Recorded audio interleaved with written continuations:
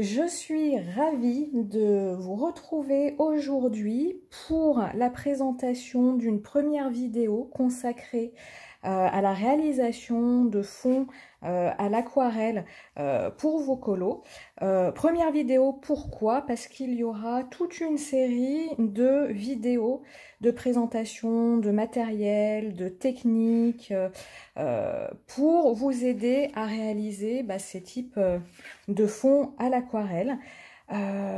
J'ai préféré faire plusieurs vidéos parce que vous montrer qu'une vidéo où je réalise un fond n'aurait pas été pertinent pour vous, en tout cas pour ceux qui n'ont aucune notion d'aquarelle. Pourquoi? Parce que pour arriver à faire de tels fonds à l'aquarelle, il faut quand même avoir quelques notions en aquarelle et un petit peu connaître ce matériau. Donc je vais aussi dans des vidéos vous proposer des petits exercices pour vous aider à découvrir l'aquarelle, à bien la maîtriser, non pas pour peindre des choses avec, mais tout simplement pour comprendre comment elle réagit et après être à l'aise pour réaliser ce type de fond. Parce que vous le verrez au fur et à mesure des vidéos, pour réaliser ces fonds, il faut aller très vite. Et si vous vous posez des questions sur comment faire, comment ça marche, ah mais oui, mais pourquoi, qu'est-ce que j'utilise, vous allez vite désespérer et ne pas y arriver. Je vous montre, voilà, quelques colos, hein, ça c'est un fond réalisé avec plusieurs couleurs d'aquarelle. Ici c'est un fond que je vais appeler texturé, je vous expliquerai tout ça dans d'autres vidéos où j'ai rajouté du sel, de l'eau. Je vous montrerai également d'autres colos. En tout cas, tous ces fonds, vous pouvez les retrouver sur mon compte Instagram. Je vous mettrai tous les détails en commentaire de la vidéo. En introduction, j'ai déjà envie de vous dire, pour que vous preniez un petit peu confiance en vous au niveau de l'aquarelle, c'est que l'aquarelle, comme toute technique, comme toute pratique, elle demande de l'entraînement. Elle demande de réaliser beaucoup d'essais afin d'être à l'aise et de réussir à faire ce qu'on veut et pas voilà, tapoter à droite à gauche sur son colo et laisser les choses se faire au hasard. Aussi, si dès vos premiers essais, ça donne pas le résultat escompté ou en tout cas les mêmes résultats que moi, c'est tout à fait normal, ne désespérez pas, hein, comme on dit, c'est en pratiquant qu'on apprend. Autre chose qui est importante, si vous voulez faire des fonds à l'aquarelle dans vos colos, il ne va pas falloir avoir peur d'abîmer vos livres de coloriage. D'ailleurs, je vais vous montrer un colo, voilà, ce fond-là que j'avais réalisé à l'aquarelle il y a peu de temps. Je vais vous montrer l'envers du décor. Voilà ce que ça donne dans mon livre. Pourquoi? Parce que la réalisation de fonds texturés à l'aquarelle demande beaucoup d'eau. Et même si les pages de votre livre sont épaisses, d'ailleurs je vous en parlerai, hein, les livres adaptés pour ce type de fond, des fois ça transperce, pardon. Des fois on a quelques petites surprises. Donc voilà, si vraiment vous tenez à vos livres comme la prunelle de vos yeux, ne vous lancez pas là-dedans parce que l'aquarelle, on s'en met un petit peu de partout. En tout cas, quand même, pour protéger vos colos, je vais vous montrer comment je fais avant de réaliser un coloriage. Ça permet quand même d'éviter vous voyez, des types de bavures comme ceci. Donc j'utilise du washi assez épais, vous voyez, pas des washi qui font 1 cm de large. Et je viens, hop, le coller sur la page d'à côté. Ça limite les bavures sur l'autre dessin. Ensuite, je tourne la page. Je refais la même opération ici. Alors vous voyez, hein, pour autant, là j'ai eu un petit accident. Après je me dis c'est pas grave, du coup ce fond là, je me servirai de ce petit accident pour réaliser le fond. Hop là. Et je mets Alors, je me suis trompée, pardon. On remet une bande de washi ici. Hop. Je mets une feuille assez épaisse et qui déborde de mon livre. Et voilà le livre quand même un peu protégé pour réaliser ce fond à l'aquarelle si on imagine que je voulais faire ce côté-là. Dernière chose, faire de l'aquarelle dans un livre de coloriage, ça va impliquer que vos pages vont forcément gondoler. Donc pour les fans des pages hyper lisses, hyper plates, où on ne voit aucune marque, c'est pareil, ne vous lancez pas là-dedans. Parce que, bah oui, vos pages vont gondoler, c'est normal, on utilise beaucoup d'eau. Alors moi j'ai quand même une petite technique hein, pour que... vous voyez ici, la page soit quand même assez lisse. C'est une fois que mon coloriage est fait dans son entier, je vais repasser ma feuille de coloriage. Oui, je vais la repasser avec un fer à repasser. Fer à repasser, chaleur minimum, évidemment sans vapeur. Et sur le côté sans coloriage, je repasse doucement. Une fois que c'est bien chaud, je referme le livre, j'y mets d'autres livres par-dessus pour que ça fasse poids. Au bout de quelques minutes, bah, la page est quand même redevenue bien lisse, bien plate. Alors, cette vidéo a pour but de vous parler du matériel à utiliser, à avoir pour réaliser ce type de fond à l'aquarelle. Finalement, assez peu de matériel sera nécessaire pour réaliser un fond simple à l'aquarelle. Celui-là, il est un petit peu plus compliqué, il vous faudra un petit peu plus de choses. Et du coup, dans cette vidéo, je vais à la fois vous présenter mon matériel, mais aussi vous dire de quoi vous munir si vous débutez et que vous n'avez pas forcément envie d'y mettre une fortune dès le départ. Ok? Alors, on va déjà commencer par l'aquarelle. Alors, je ne vais pas vous faire un exposé sur ce qu'est l'aquarelle, car il y aurait énormément de choses à dire. Hein. Les peintres en aquarelle qui font des vidéos YouTube, ils en ont pour 15-30 heures de vidéos à vous expliquer tous les détails de l'aquarelle, mais je vais juste revenir sur certains points de vocabulaire qui vous permettront de faire le choix de votre aquarelle. Donc déjà, l'aquarelle, hein, c'est quoi?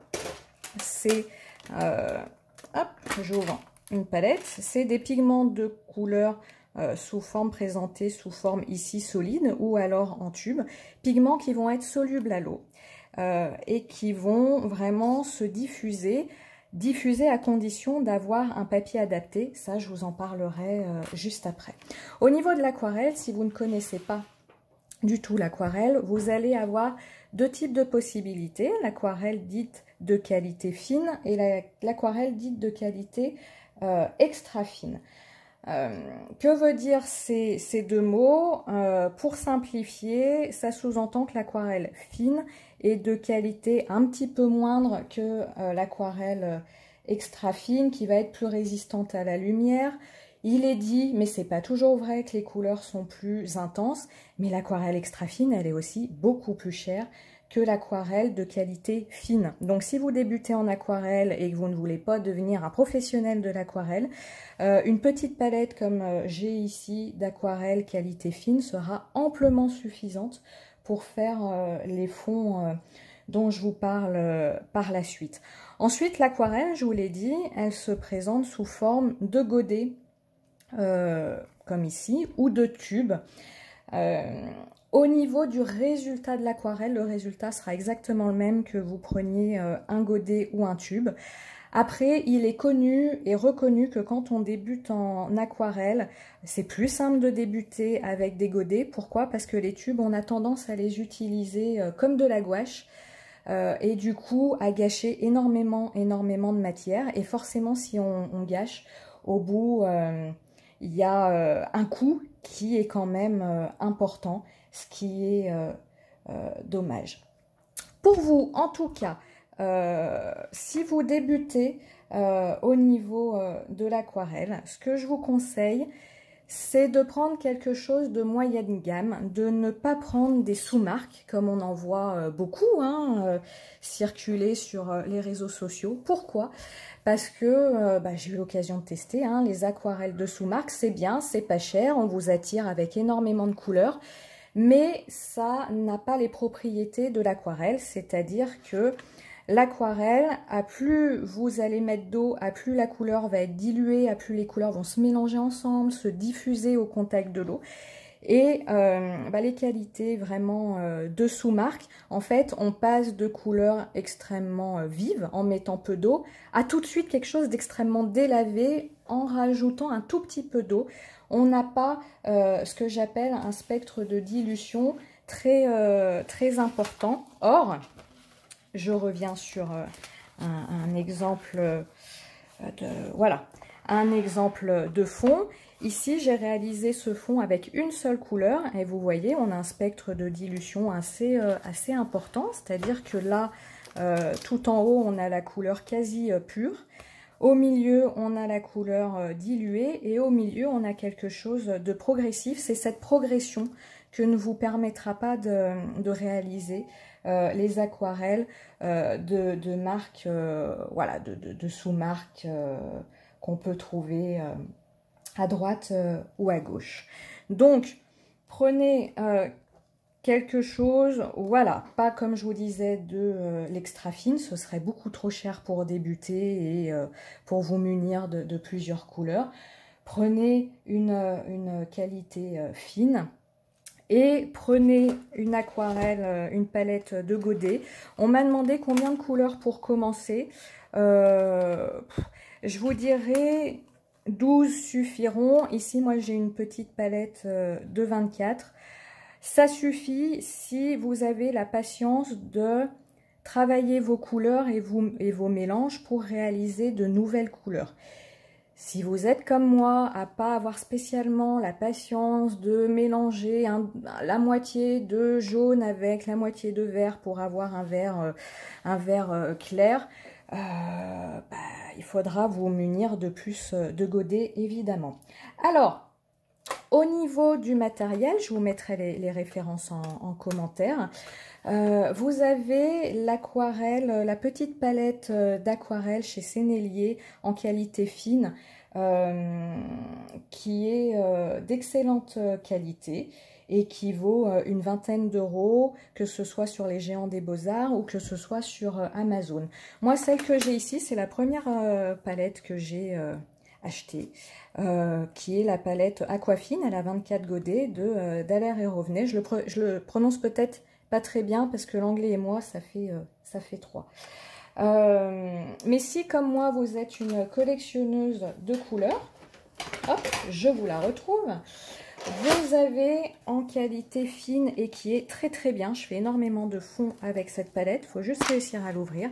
C'est la palette à 48 godets de Winsor & Newton. Elle est vraiment très très bien. Et avec ça, vous avez de quoi vous amuser. Comme c'est une palette que j'utilise beaucoup, dans une prochaine vidéo, je vous montrerai son nuancier et comment réaliser un nuancier à l'aquarelle. Parce qu'un nuancier à l'aquarelle, c'est pas un nuancier de gouache où on fait qu'un rond de couleurs. Ça doit être un nuancier qui représente une couleur et toutes ses nuances selon sa dilution à l'eau. Aujourd'hui, elle est difficilement trouvable, cette palette, parce qu'elle a énormément de succès. Donc, vous pouvez vous inscrire sur les sites dédiés à l'aquarelle, enfin de vente d'aquarelle, et ils vous préviennent quand elle est dispo. Après, pour ceux qui ont vraiment envie de se faire plaisir, et puis qui ont les moyens de se faire plaisir, parce qu'il y a aussi une question de moyens, vous avez la marque qui est vraiment une marque top du top, des couleurs éclatantes. Vous avez le choix avec plus de 100 couleurs, qui est la Sennelier.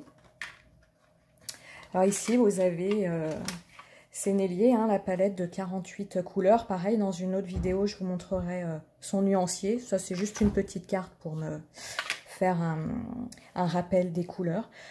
Sachez quand même, ne prenez pas peur, mais sachez quand même qu'une palette comme ça, c'est 150 euros. Donc, voilà, si vous débutez et que vous n'êtes pas sûr de persévérer dans l'aquarelle, ne prenez surtout pas ça. En sachant quand même que les petits godets, moi j'ai acheté la palette, mais les petits godets peuvent s'acheter à l'unité, que ce soit sur Internet, sur Amazon, dans des boutiques de loisirs créatifs. Et vous pouvez vous-même constituer votre petite palette de 3, 6, 8 godets si vous avez envie de vous faire plaisir. J'ai pas de tube d'aquarelle à vous montrer, tout simplement parce que je ne les utilise pas pour une question économique. Je n'en ai pas, mais je sais que les aquarelles Paul Rubens ont également un franc succès. Donc c'est aussi une marque vers laquelle vous pouvez vous tourner.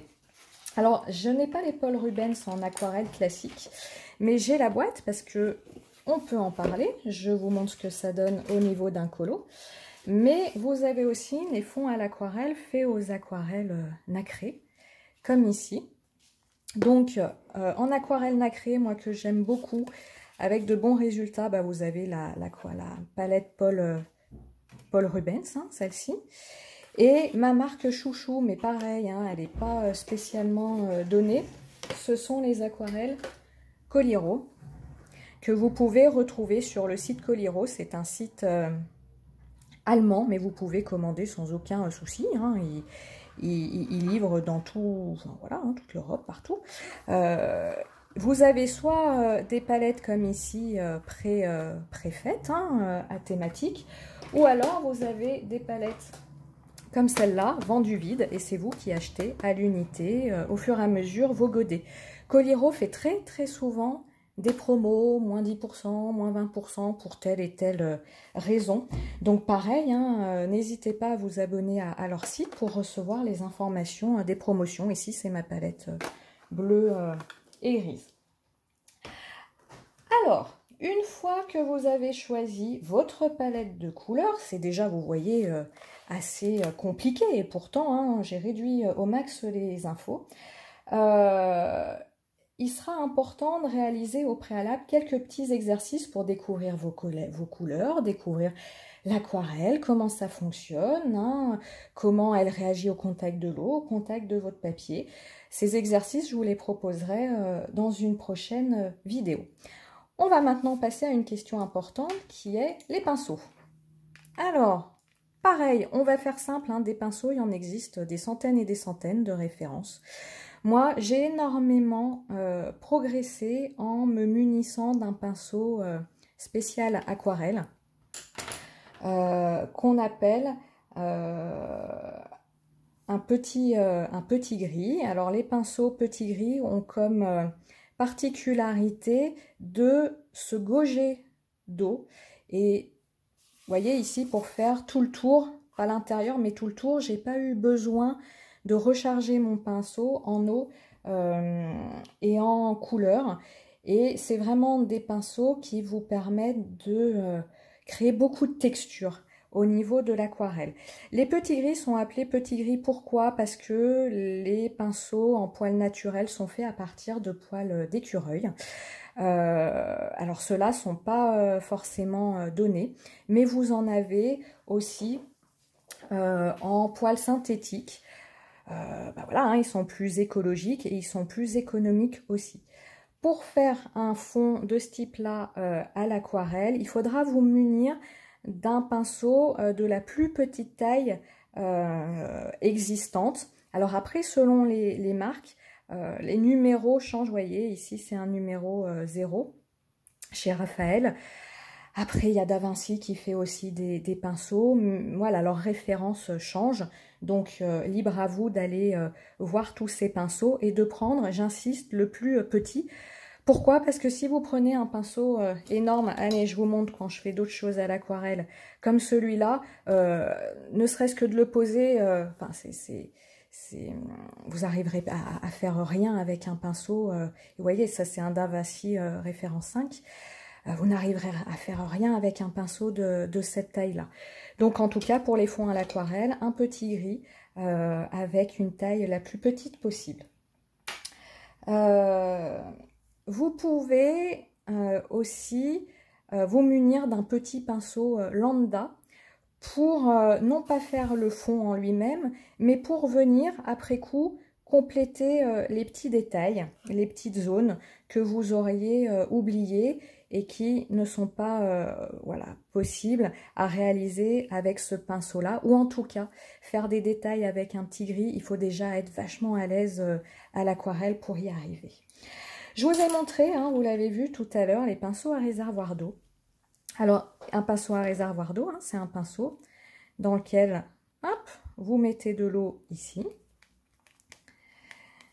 Vous avez votre mine et l'eau va se diffuser en continu sur votre mine et va vous permettre de prélever de la couleur et de l'appliquer sur votre dessin.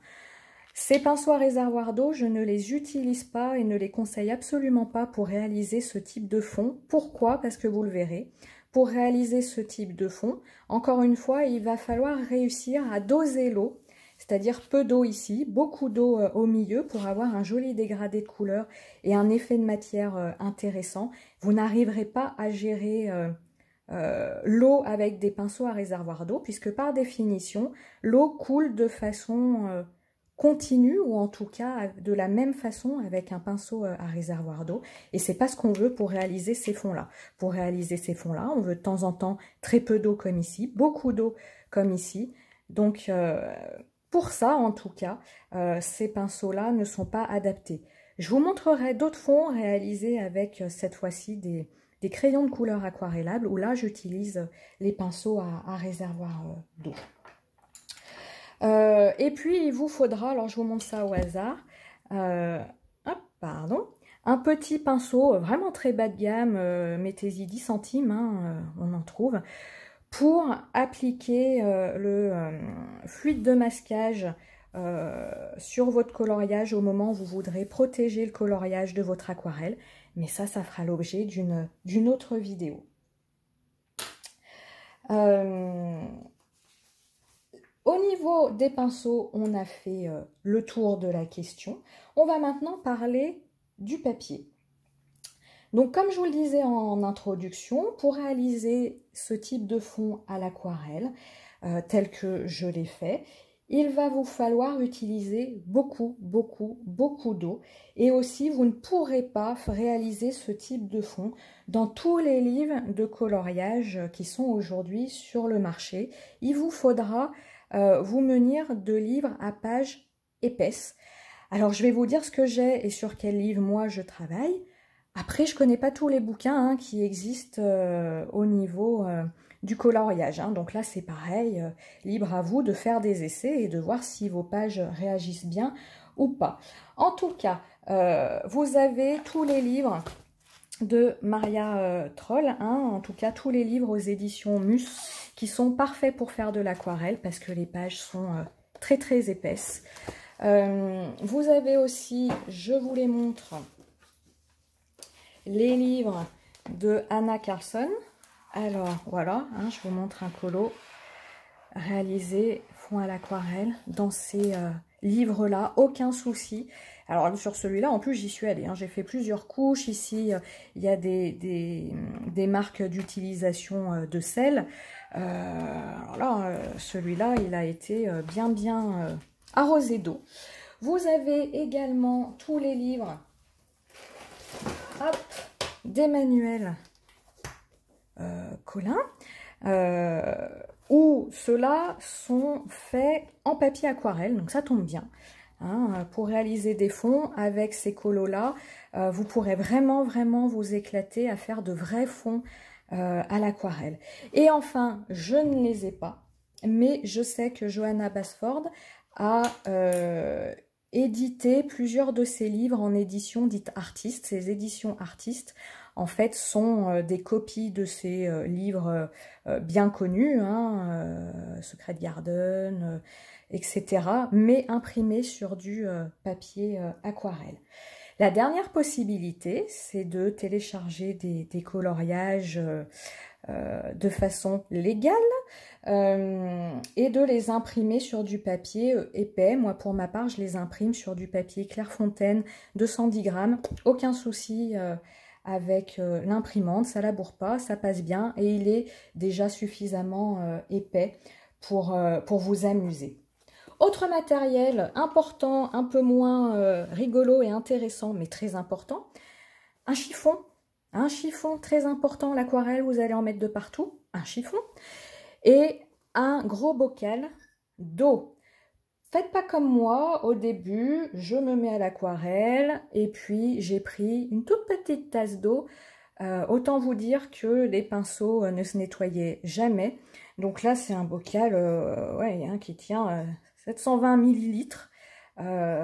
Et c'est exactement ce qu'il faut. Vous pouvez le prendre un petit peu plus petit, hein. Mais pour bien nettoyer vos pinceaux, parce que bah, l'aquarelle hein, accroche quand même le pinceau. Et dans un tout petit contenant d'eau, vous ne nettoierez pas suffisamment vos pinceaux et ça va vous faire des mélanges de couleurs assez disgracieux.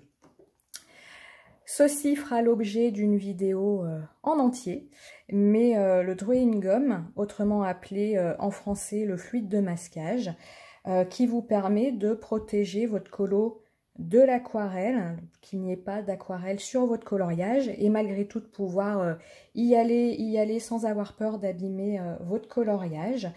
Donc ça répond à une question qu'on m'a souvent posée, est-ce que tu fais tes fonds avant ou après le coloriage? Je fais toujours mes fonds avant le colo. Pourquoi? Parce que le fluide de masquage s'applique sur coloriage vierge. C'est quelque chose, c'est une pâte qui colle, c'est une pâte chewing-gum. Si vous l'appliquez sur un coloriage déjà colorié, en l'enlevant, vous allez enlever beaucoup de couleurs. Ça va être dommage. Et puis pour ma part, alors ça c'est moi, hein, selon le rendu de mon fond, le coloriage ne va pas être le même derrière. Mais comme je vous le dis, l'utilisation du fluide de masquage fera l'objet d'une vidéo à part parce que c'est assez spécial à utiliser. Une question qui est souvent revenue, c'est la question du gesso. Alors, le gesso, qu'est-ce que c'est? Le gesso, c'est une sorte de pâte de plâtre. Je vais voir si je peux l'ouvrir parce que je ne l'utilise pas, donc ça se trouve... Oui, si. Hop. Vous voyez, voilà, hein, c'est du plâtre. Hein. C'est une pâte de plâtre blanche qui est utilisée dans le domaine de l'art pour préparer une toile, pour préparer un panneau de bois, j'arrive même pas à le fermer, à recevoir de la peinture, mais pas n'importe quelle peinture. C'est pour préparer une toile à recevoir de la peinture acrylique ou de la peinture à l'huile. Alors je sais, hein, puisque je m'y intéresse beaucoup, que certaines colorieuses utilisent le gesso pour augmenter, comment on va dire, le poids de la feuille et ainsi utiliser de l'aquarelle dans leur livre de coloriage. Pour ma part, moi je m'en suis munie pour tester, mais pour ma part, je ne l'utilise absolument pas pour réaliser mes fonds à l'aquarelle. Pourquoi? Parce que le gesso a une autre particularité, hein, à part épaissir une feuille, c'est qu'il rend votre papier extrêmement lisse et non absorbant. Or, pour réaliser ces petits détails, je vous montre de plus près, eh bien, il va falloir que votre papier absorbe l'eau et les couleurs et qu'on travaille par couches successives pour obtenir de jolis effets. Un effet comme ça, avec du gesso, c'est pas possible. Vous pouvez pas, vous obtenez d'autres choses qui sont pas vilaines, hein, mais un effet aquarelle, vous n'en obtenez pas en utilisant du gesso. Et moi, du coup, c'est peut-être mon côté un peu puriste, hein, j'en sais rien, mais je trouve ça dommage de s'équiper en aquarelle, ça coûte quand même cher, pour se priver d'une capacité de l'aquarelle, enfin quand même sa capacité principale qui est jouer avec l'eau et l'absorption de l'eau. De plus, comme je vous le disais, le gesso, c'est quelque chose, une pâte qui est à base de plâtre. Donc, quand vous appliquez votre gesso, vous allez appliquer votre gesso avec un pinceau plat. Alors, est-ce que j'en ai un à dispo? J'en ai un énorme. Bon, je vous le montre, mais c'est pas celui-là que j'utilise. Vous allez appliquer votre gesso avec un pinceau plat et vous allez avoir, puisque c'est du plâtre, toutes les marques de votre pinceau sur votre colo. Donc, ça veut dire qu'une fois votre gesso sec, il va falloir poncer votre coloriage, en mettre de partout pour obtenir, avec un peu de chance, parce que c'est loin d'être gagné, une surface lisse pour pouvoir travailler. Moi, autant vous dire, j'ai pas la patience pour ça. Respirer plein de poussière, c'est pas tellement mon truc. Et enfin, le gesso, pour beaucoup de crayons, ils vont beaucoup moins adhérer que sur un papier classique. Donc voilà, vous l'aurez compris, moi c'est pas du tout mon truc. Après, ce que j'aime bien dans le domaine créatif, c'est que évidemment chacun fait comme il veut, et que si vous avez possibilité de faire vos petites expériences, faites-les, parce que si ça se trouve pour vous ça va être une révélation, et tant mieux. Alors, au niveau matériel, je vous ai tout dit ce que je voulais vous dire dans la vidéo présentation de matériel. Donc, équipez-vous de façon raisonnable, hein, n'y mettez pas une fortune si vous débutez, mais équipez-vous quand même avec du bon matériel parce que, encore une fois, de la sous-marque, vous n'obtiendrez pas les mêmes résultats que vous pouvez voir chez certaines personnes et vous allez être déçus, c'est dommage. On va arrêter là pour la vidéo matérielle et je vais vous retrouver prochainement pour de nouvelles vidéos. La prochaine vidéo traitera justement d'exercices d'aquarelle à réaliser au préalable pour découvrir cette texture et être à l'aise avec l'aquarelle. Une autre vidéo vous parlera du fluide de masquage et d'astuces pour l'appliquer de façon simple et rapide, parce que pour ceux qui connaissent, c'est quand même un petit peu compliqué. Je vous exposerai après comment réaliser avec démonstration un fond à l'aquarelle monochrome, comment réaliser des fonds à l'aquarelle avec plusieurs couleurs et diverses techniques tant, comment je vais dire, manuelles que numériques pour augmenter les effets de contraste de l'aquarelle. Voilà, j'espère que cette première vidéo aura répondu à certaines de vos questions, vous aura plu et on se retrouve très très vite pour des vidéos où on met la main à la pâte. À très bientôt!